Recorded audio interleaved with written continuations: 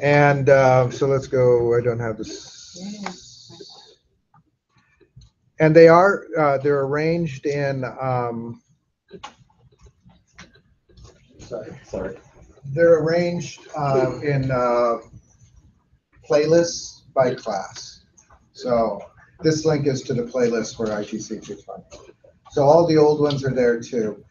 The one thing I will say is that a lot of them have long dead spots because I'll start helping people and I don't turn off the video, or I forget to turn it off after I'm done lecturing, and so there's a huge long tail at the end of it that has nothing happening.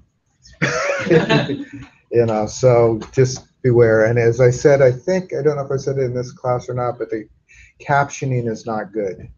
I do have captioning turned on, but it's just Google doing it, and it's nonsense. It's mostly nonsense, yeah. So those are the caveats, but it's there. It's recording right now. What I'm going to do, because this process, we covered all of this, and again, you would go through this process for any database, and it would usually take a long time. We did it in an hour. So what I'm going to do is I'm going to bring up a diagramming program, and I'm going to show you how to translate. We've got these kind of preliminary tables, and I want to talk a little bit about getting those into a diagram. I'm using Microsoft Visio. There are open source ones. I still don't have a good list of them in my head, but I'll try to get some. Some of the open source ones are better than the Visio. Visio can be very frustrating, but I'm going to open it. Anyway, it's on here, so I'm just doing a search for Visio. And what Visio is, it's a Microsoft product. You can have this for free from the Microsoft, from the IT Academy, which I should show you. Whoa, what did that do? Did I just kill it?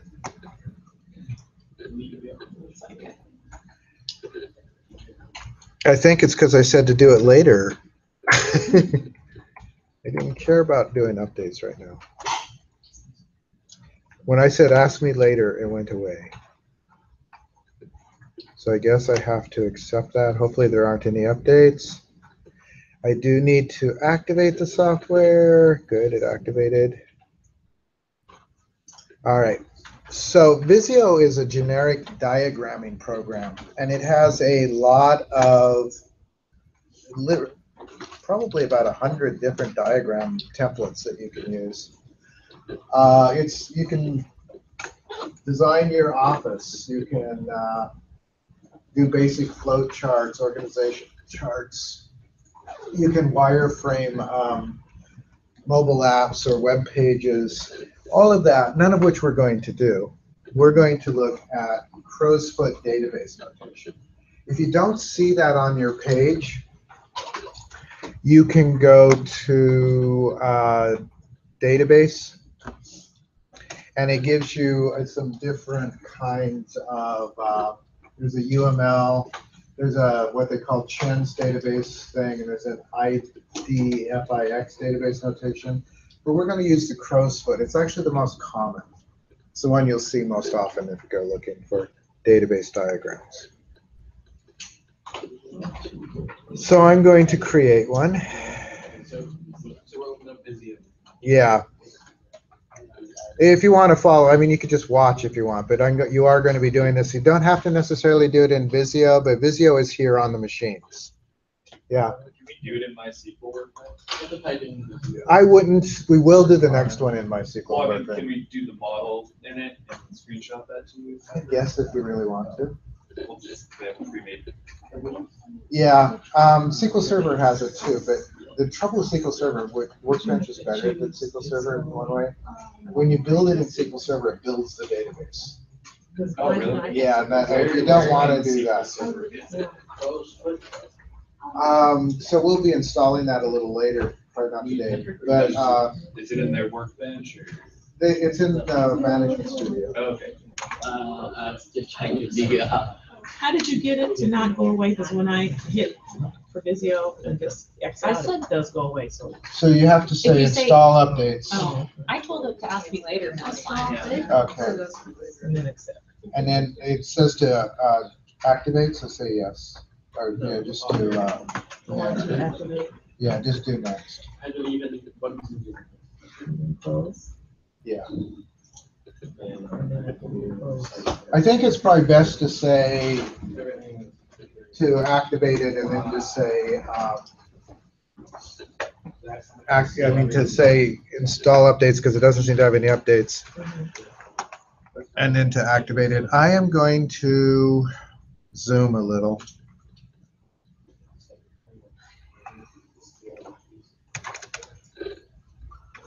And I may make this smaller, not maxed, just because I'm zooming. Oh, come on, why is it? So,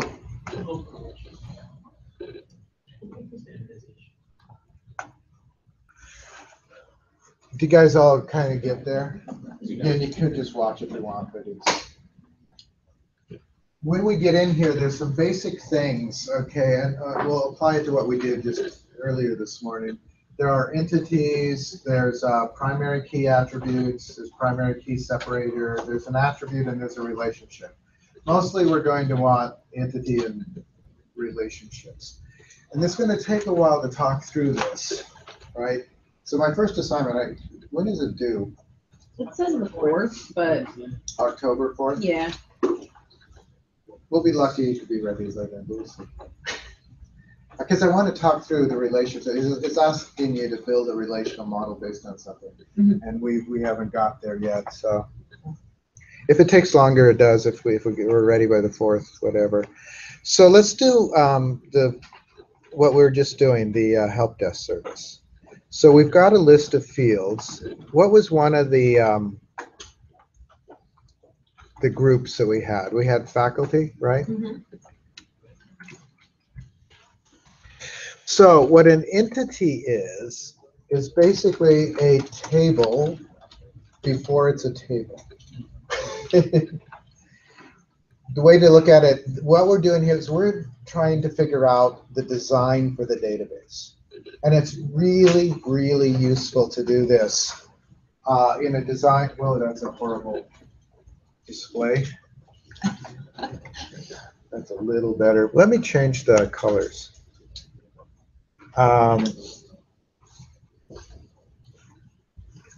Is that better? An entity is basically, in design, what it is just a box, right?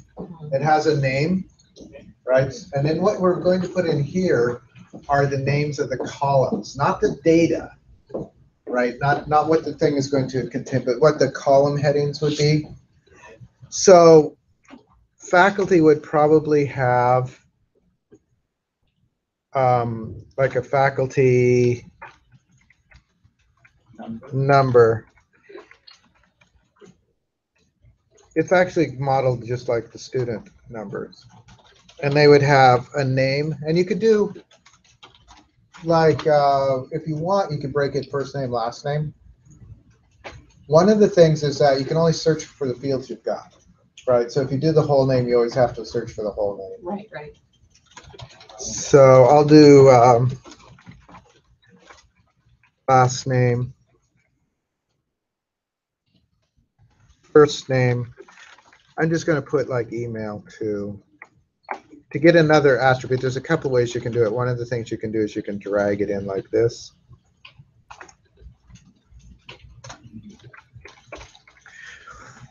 We could talk about naming conventions here too, but I will. One of the things that I don't do is generally you shouldn't have spaces. In the design, it doesn't matter. But when you're actually building the database, space is an illegal character in a name. You ever done programming and things? You can't put spaces in those either. So I tend to use, this isn't really camel. What is the other one? Because I always start with a capital. Camel just start with a lowercase. There's a name for it. Anyway, I capitalized the beginnings of words and just ram it together.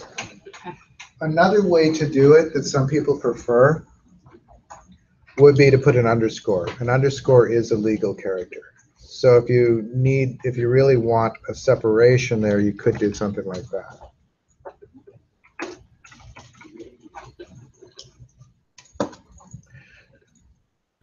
The other thing you might want to do, this is a naming convention I often use. I haven't done it here.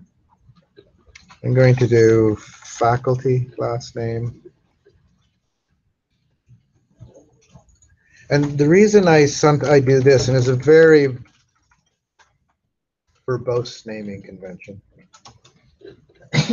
is that, although there are ways around this, but we're going to have technicians too. Right, right. And they'll have last name, first name, etc. So you can easily identify who they are. What does the PK stand for? That's actually an excellent question.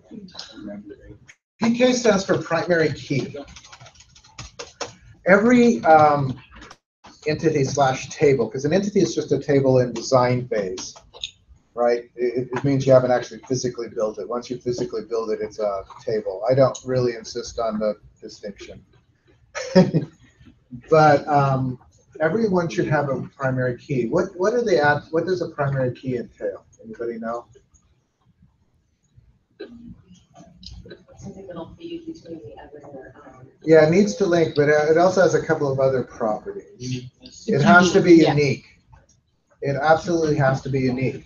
So when you're choosing a primary key, whatever that is, you have to be absolutely certain that there's no chance of it ever repeating. That's one reason why auto numbering is real popular. You just, you don't have to worry about uniqueness. It's easy to make it unique. But it has social security numbers are mostly unique. They do reuse them.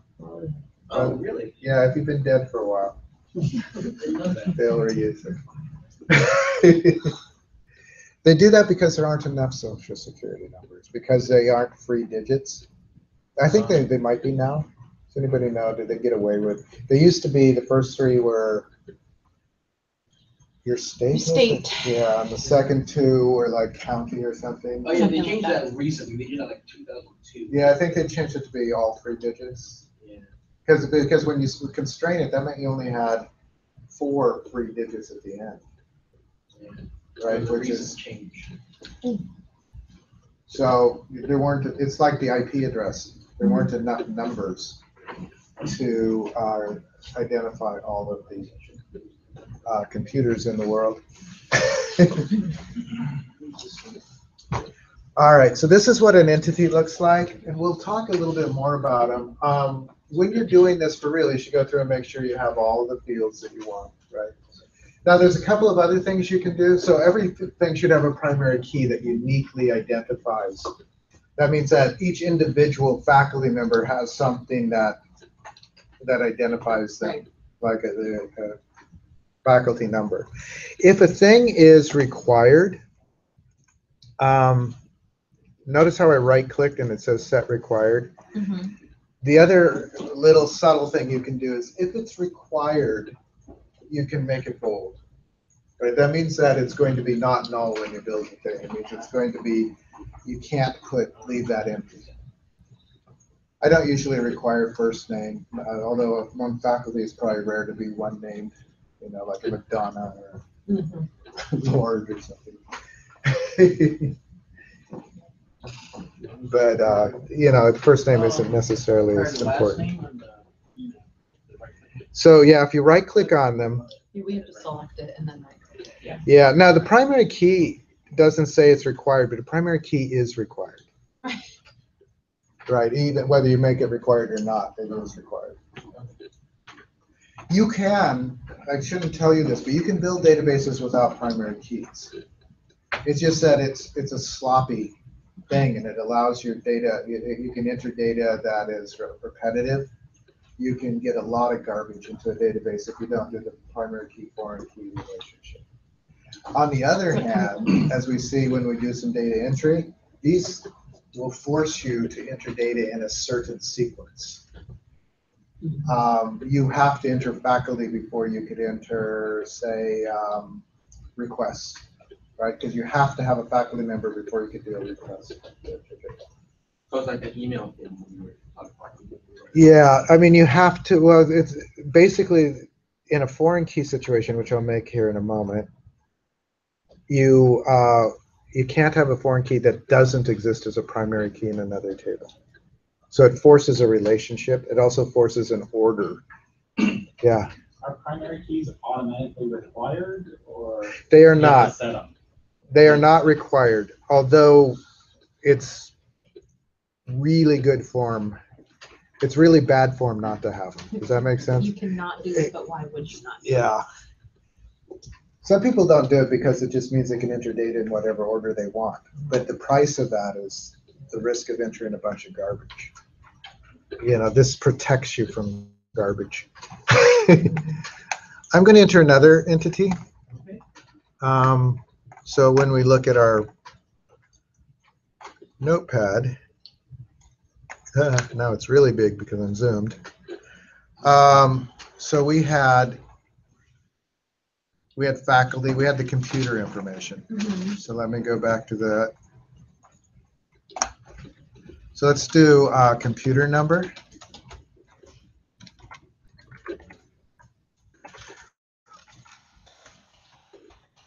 And that's, notice that the primary key is always there, right?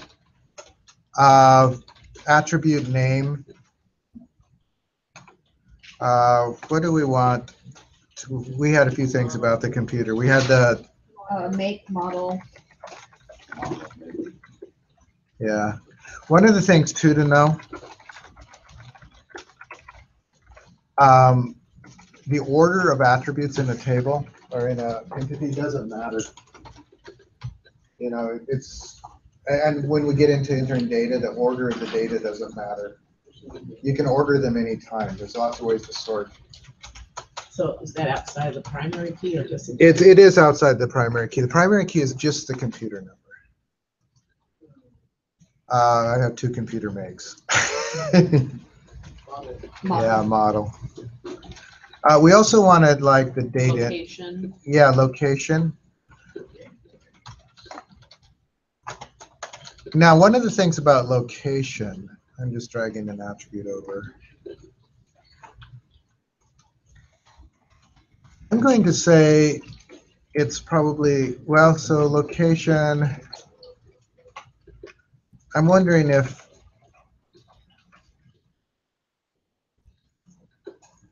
we should have a entity for locations. Oh yeah. I feel like it sort of depends on who you're creating the database for, right? Like in the scenario of perhaps like this college, each computer in every room has a unique number. And so you could use, instead of saying computer location, you could say like computer number, if that makes sense. But if it's just like, you know, a building where they don't. Well, so one of the things I'm just thinking of, there'd be an office space like over here that has several computers. Right. So the trick is, do you want to repeat that office name here over and over again? Oh, okay. I was just going to say something about who it belongs to. Like, does it belong to the computer lab, or does it belong to the operations of the school itself, like, in financial aid? Yeah, that actually is a good thing. I'm trying to think of where I want to put that. Well, I'm going to. Are we going to do a student one too? Or something? No, we're going to avoid the student one, Okay. just because it adds a lot of complexity that I don't want to do right now. The databases, I'll just say, that we're going to make are all going to be a little bit simplified compared to what the real life would be. When you start building a database for real people, real situations, it's amazing how many complexities sneak in there that you hadn't thought about. I'm going to put location here.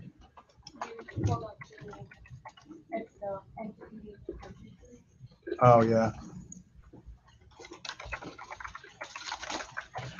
So under location, let's do like a location ID. I'm going to put like building, room, and I probably should put location, building, location, room. I'm going to make this location ID.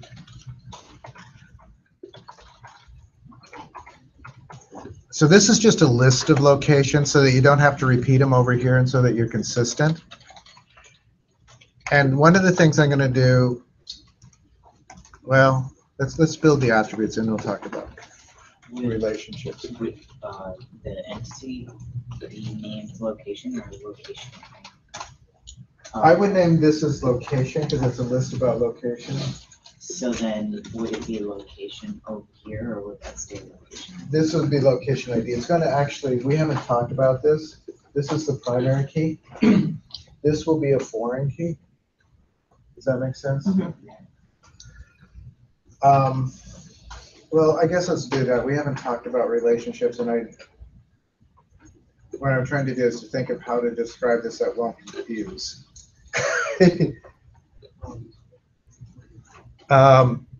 Tables do have relationships, right? So I'm going to bring one relationship over here. We'll talk about relationships more in a minute.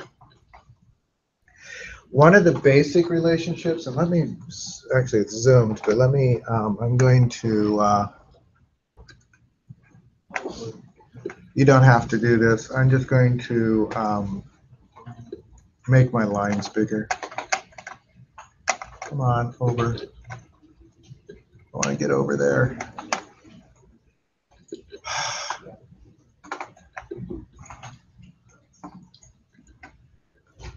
All right.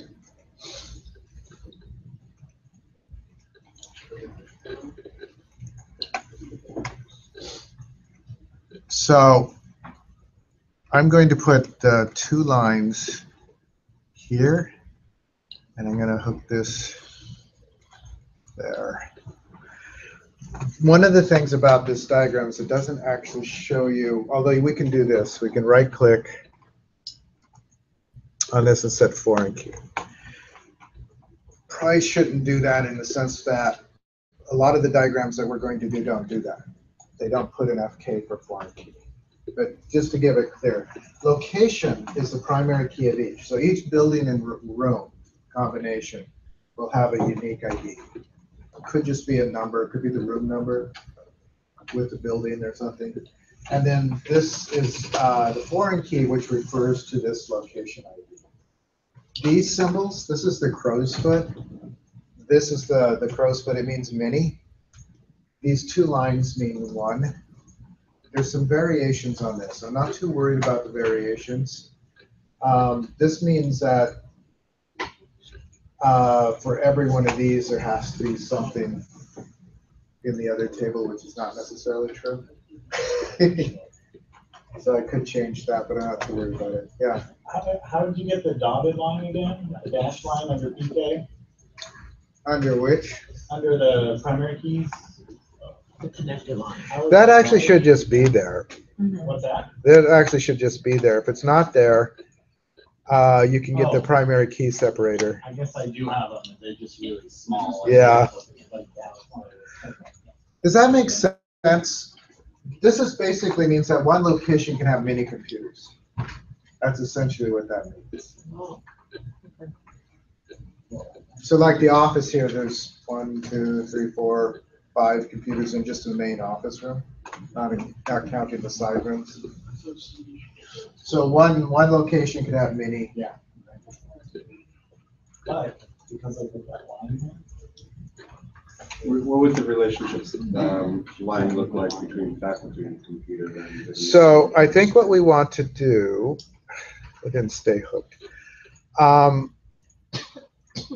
We might want to make this is again more complicated than I necessarily wanted to start with. So if this doesn't make sense, don't worry, we're going to go at it a couple of different ways. And I also will break this down and go through the steps piece by piece. I'm going to do one that I'm going to call it faculty computer.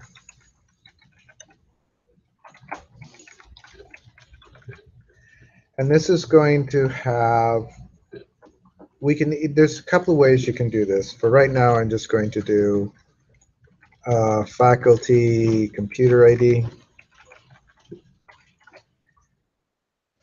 And here I'm going to do faculty number. And here I'll do computer number. And the reason I'm doing this, anybody have any guess why I'm doing that rather than just putting the faculty number by the computer? Many to many relationships. It is, exactly, yeah. One computer can be used by many faculty. This is true of part-timers. They all share computers. So if I take a relationship, actually I want to copy this one. The reason I want to copy is it's already formatted.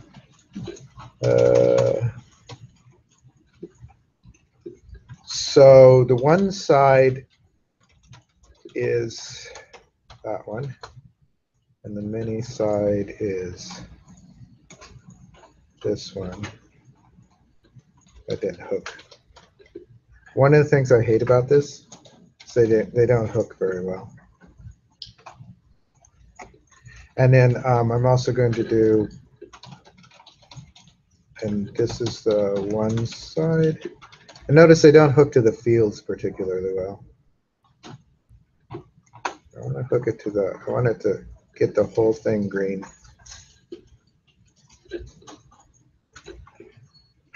I hate, there are things about this I really hate.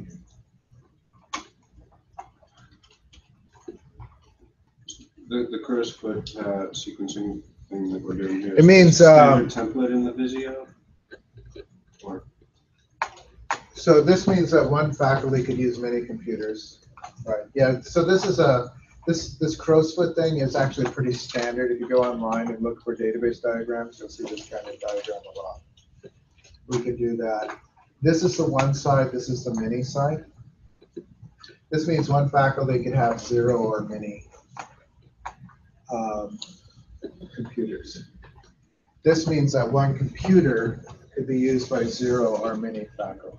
You said the double line was 1? The double line is 1. There are some variations of this. I'm just not sure if I want to confuse. I'm going to set these are both foreign keys. So I'm covering a lot more than I meant to, just in terms of relationships. I meant to not do relationships right away. But you guys asked, and I'm a sucker for asking questions, I guess. Does that make any sense? If it doesn't make sense, let's spend some time to talk about that before we move on. So entities, which is where I was going with this, are basically boxes with lists of what the column heads will be. The nice thing about that is when you create a table in a database, that's essentially how you create a table. You go through, you create a table, you list the column headings. The other part that's not part of this in the entity thing is that where you also figure out what the data types are. And we'll talk about that later. The other part of a diagram is the relationships between the entities. And let me just, are you guys okay there? I'm going to add another page. This is just because I want to talk about relationships just real quickly. One of the things I'm going to do, let's go back to, I'm going to insert a text box because I'm going to write. And so there are 3, that's too small. I hate to make this big when I'm in Zoom. Well, actually, what I could do,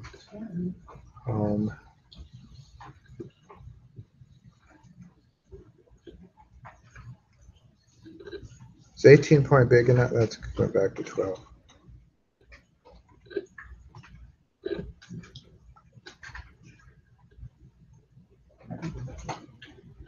All right, so there's basically 3 kinds of relationships.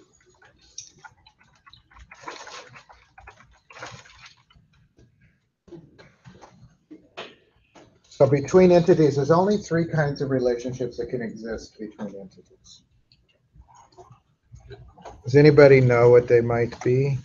One to One to one, one. One-to-one, good. many to many, One-to-many. many to many. You guys just know that, or are you looking at my PowerPoint? I was looking through the first assignment with my partner the other night. Oh, We were good. discussing this. Good. Yeah, so there are three types of relationships. I was thinking I should capitalize that. All right, so I'm just going to do, I'm not going to put a lot of detail in here. I'm just going to draw the things to show one-to-many. Except I want to make that big again.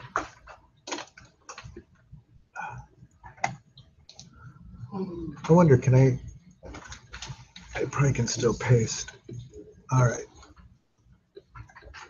So assuming these had a relationship, when I click on this, I can right click and I can one and only one. That's a one-to-one. That means that for everything here in this table, there can be one and only one related to it over here. A lot of times these have the same primary key. Couple things to know about one-to-one. One is that it is extremely rare. You may never encounter it. All right. One of the examples that sometimes comes up is if you have a company that say they have a public table records for their employees and then private, you know, with all the social security number and all of that, they might split it into 2 tables so that they can present the public without the other. There's better ways to do it, but that's one of the things where you'd have 2 tables for every employee. In the public table, there's exactly 1 record in the private table for that employee, one-to-one. As I said, it's really rare. It's almost never that you'll encounter a one-to-one relationship, but it is legal and it does exist. Does that make sense? Mm-hmm. It really means that for every single record in here, there is one and only one related record over there. That's rarely. That's rarely used. Yeah. So if I understand, so like if it's the faculty computer, the entity name is over there. It's the faculty computer, the only other record in there, if it belonged to just one faculty member, would be that faculty's information. Yeah, except that it's usually with the faculty. I mean, you could sort of do that. Usually with the faculty, there would be one-to-many, because even if they only have 1 computer at a time, they probably over time have multiple computers. Does that make sense? And you probably want the history. Mm-hmm. So you keep multiple. So every faculty could be related to multiple computers. Maybe only one is current. One that's sometimes used is like if somebody has 1 parking space per employee. So each each employee has exactly 1 record in the parking spaces. There's another use which I hesitate to mention because it's obscure. Sometimes it's a little bit like inheritance in objects. So if you have some list of objects, one example that a database guy that I took a course from, and he actually wrote a really good book on databases, Cronky. He used an example of boats. You have a table of boats, but some of the boats have engines and some are sailboats, right? So you either have a list of attributes. These things, you know, are called attributes that belong to power boats, and you have a list that belong to sailboats. So rather than put them all in the boat table, because for any one boat, only half of them would be used, you make a list of all your boats, and then for each boat, you have a list here of whether, you know, you have a list of power boat attributes. So you have a power boat table, and then you have a sailboat table. And so there's every boat in the boat table will have 1 record either in the sailboat or the motorboat. Does that make sense? It's just a way of keeping you from having a lot of empty fields. But that's rare too. I mean, it's really rare that you have a one-to-one relationship. does exist, but it's rare. Does that make sense? In all the stuff that we do, I'm not sure we'll ever make a one-to-one relationship. Even if a person only has one thing at a time, but again, if you look over across time, typically there's a multiple possible there. So it's usually, and that's the next relationship. And I'll try to, I'm going to bring two entities over again. And again, right now I'm not putting stuff in here, but I could. Maybe I will put for this and the other. The typical relation is what we were doing on the other. So one to many. So let's, I'm going to call this one department. I'll just do department key. Or department ID or key, whatever you want. And then I'm going to do this as employee. Come on.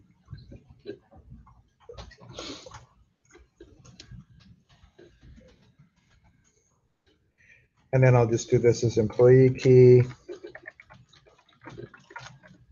And then I'm going to do this as department key. And this would be a foreign key. Come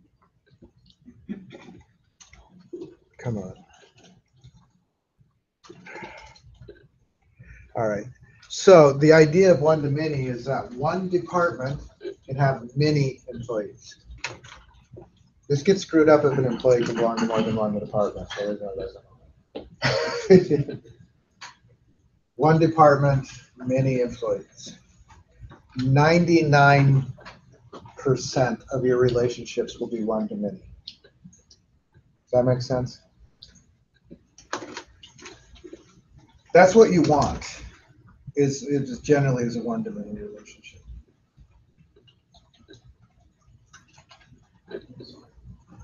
Okay, so there's one other one I want to make here, which is more complicated. And it's actually the key, the one thing that we really want to understand, and maybe this is where we'll end and we'll revisit this next week, is a many-to-many relationship. I'm going to make a new, just because I run out of room.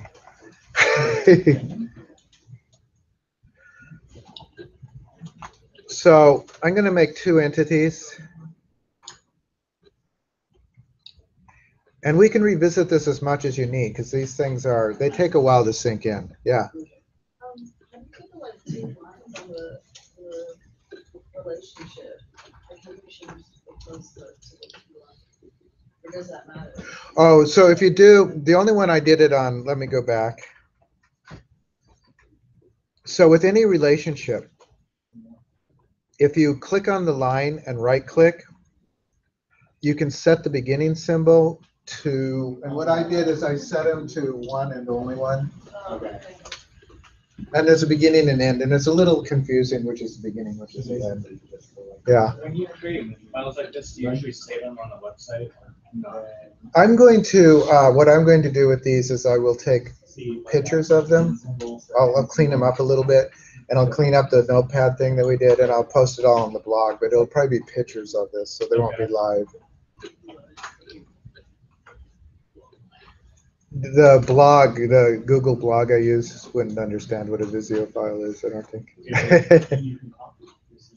So anyway, so let's go to the many-to-many, and then we'll call this good, because it'll leave you confused for the weekend.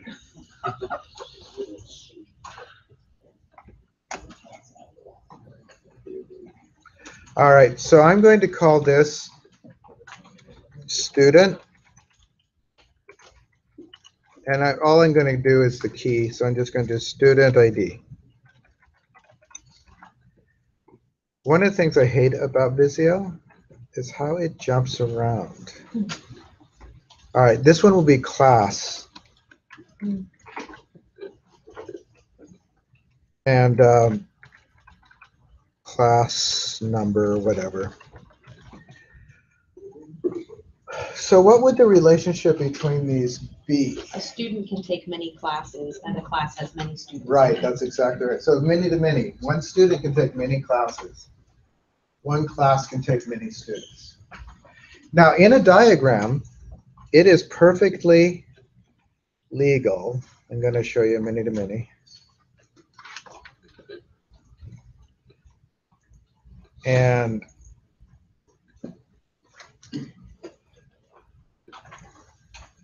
so that would be a many to many. It has the crow's foot on both sides. In a diagram, that's perfectly legal. But no relational database can handle that, right? The logic of it just is a spin. Yeah, it's like a loop. It can't handle that. What'll happen if you do this by accident when you're actually building a database is it won't let you enter the student until you enter the class, but you can't enter the class until you enter the student. So you just can't do anything. Right? It'll freeze you up. It's a loop. It's a endless loop that won't be fixed. So what you have to do, is you have to break this into, you have to create an intermediate table. I hate to take away that line, but I might. So when you make I'm going to do this like a student class, although you could just call it like roster. So what happens is that in any particular class, so I'm going to give it just a class number, and I'm going to give it like the student ID. And what happens is that you make a different kind of relationship. You make a one-to-many, right? Oh, I did that again. I just want to paste. So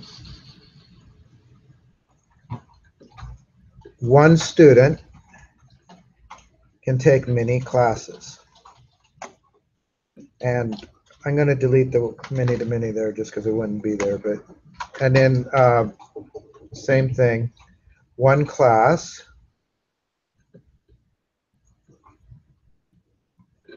can have many students.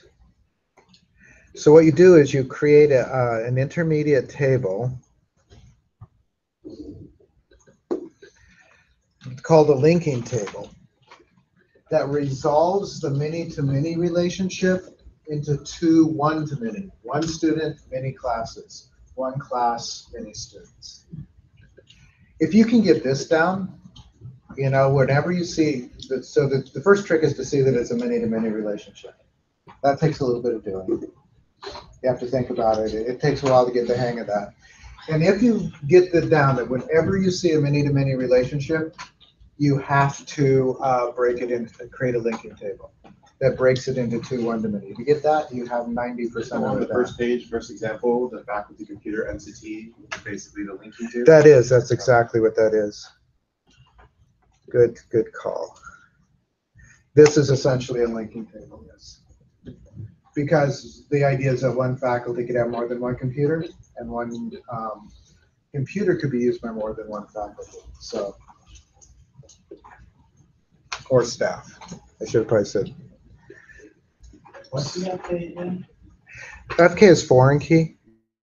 So foreign key, so faculty number is the primary key of faculty.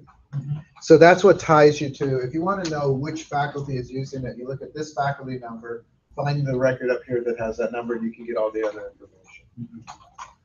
Same with the computer, you know, so if you want to know, this has a computer number. If you want to know which faculty are using the computer, where, you know, you can look at it.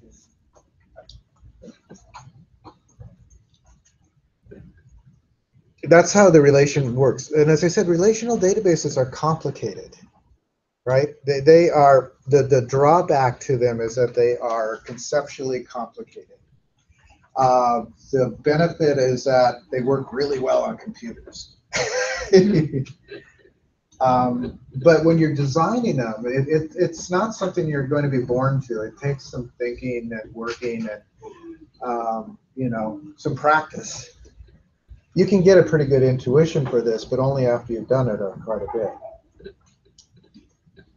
Any other questions right now before we? Yeah. Are linking tables only gonna have foreign keys on them? So typically, if it's truly a linking table, yes, usually it's just the foreign keys. And sometimes, I didn't do this here, because we'll talk more about primary keys later. But you could make this into a composite key. We'll talk about what that could mean later. But sometimes, like this, not this faculty computer, but if I go to the student one, this would be an ideal place to add another attribute, which would be the, I'm just going to do it, the quarter grade, right?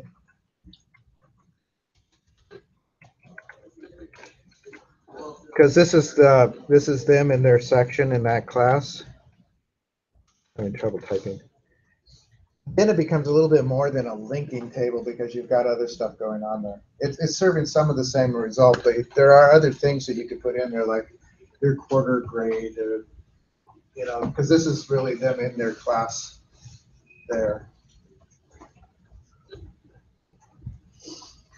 It could get more complicated. When we do class, it should probably relate to course. Course is the abstract ITC 220, but there are lots of sections of ITC 220 across time. In the same quarter, I think there's 3 of them this quarter. So these can all complicate fairly quickly. How much of this makes sense? It's not exactly the way I meant to introduce these relationships and things, but Maybe if I get a refresher. yeah, well, we'll go over them again on, today is Wednesday, Monday. I never know what day it is. Did you record? Aren't you recording? I am this? recording this, and I will put these pictures up on the blog. Yeah. Is it like other times I can contact you? Sure, you can always email me. And then I didn't put my office hours up there, but it'll probably be Tuesday and Thursday afternoons. If those don't work for you, let me know. We can arrange. I'm also here before class. Tuesdays, I'm pretty well in class until about 3:15. So not too. Mondays and Wednesdays, I'm not. Tuesdays, I'm done at noon. But yeah, don't panic. This is your first introduction to this. There is a video, and there is that will be online, and we're not limit. We'll go over this until it makes sense. Does that make? Because it's sort of the core of the whole relational thing, and we'll just keep going over it until it makes sense. When we do it, we'll do it in a lot of different contexts. So, all right. So what's our assignment? We don't have an assignment. I don't have an assignment yet. Okay. Because the very first assignment, if you look at it, assumes that we've done all of this. Okay. And maybe I should have had a little bit smaller before that. So yeah, there's nothing yet.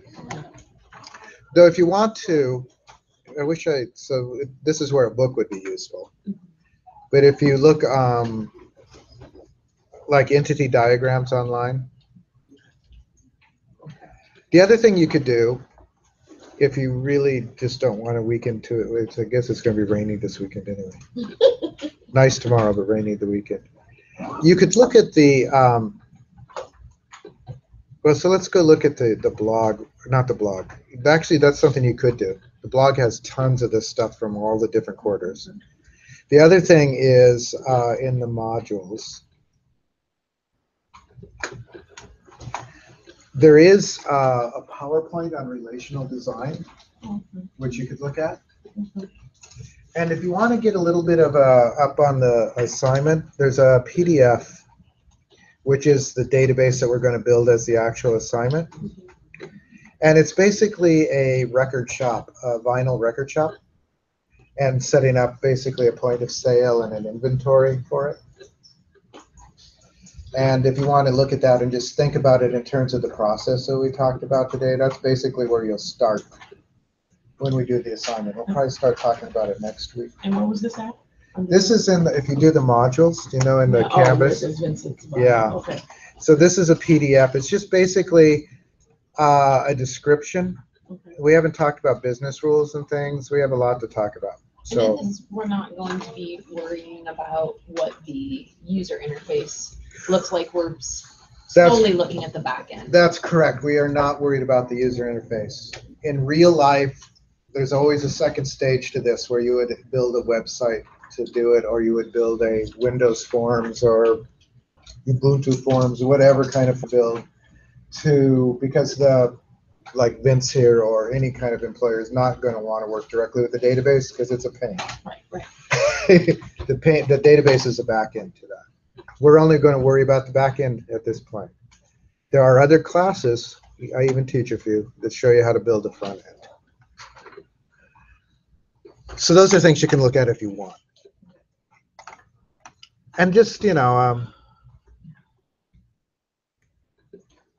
yeah, I can close those, I guess. I wanted to make sure I wasn't closing something important. I'm going to save this, but I need to take pictures. Well, actually, one of the things you can do, this is kind of neat. So I'm going to save it to this PC, to documents. When you save these, you have some choices. If you want to save them as drawing, I'm going to say, that's not very description. ERD is entity relation diagram.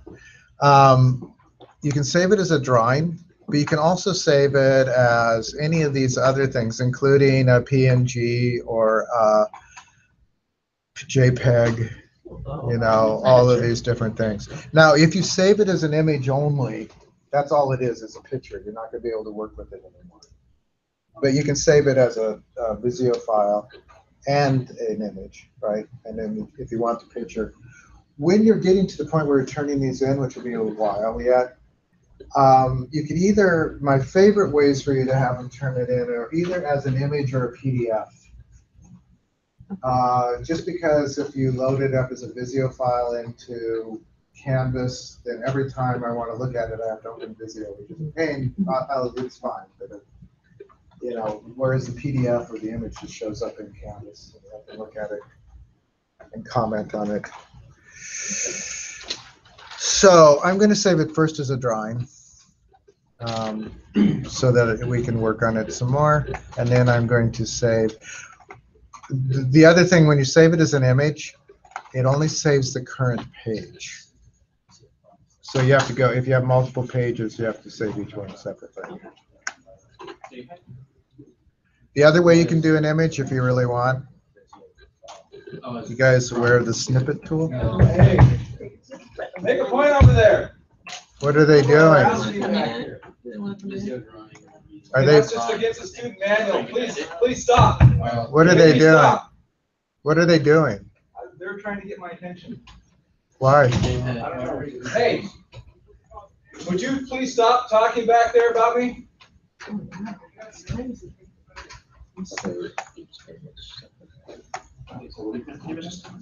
Asshole. Yeah.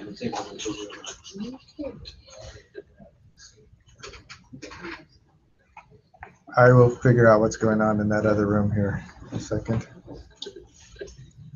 So that's the magnifier. That can go away. Snipping tool. New. So, So when we get into the assignment, yes, you'll be drawing these images and relationships. I'm going to have you work in groups on it, just because I think that'll make it easier. You will still turn them in individually, but I'm going to have you work in groups. So I need to save this file, save as.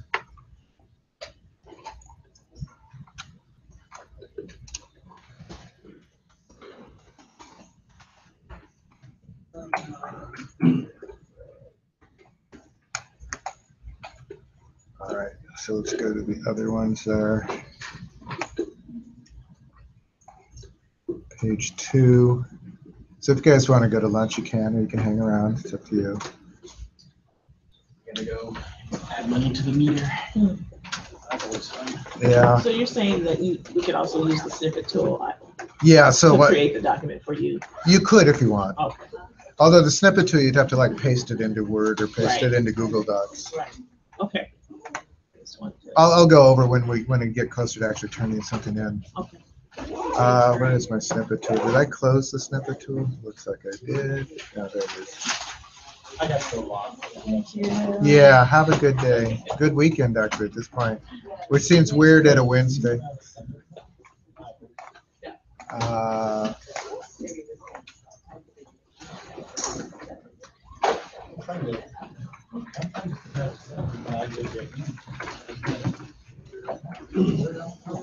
Oh, and I should stop the video.